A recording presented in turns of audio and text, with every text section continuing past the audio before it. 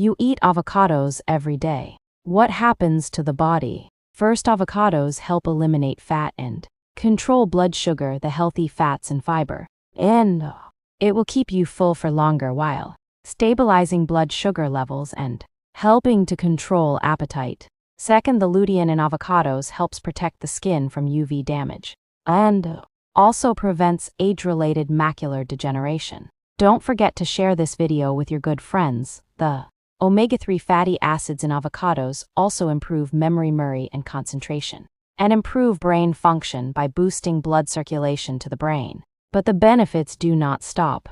Their avocados are good for your health and can make your heart feel better because the healthy fats in it help maintain a healthy cardiovascular system and lower LDL cholesterol levels, thus reducing the risk of heart disease. Getting into the habit of eating avocados every day will help keep your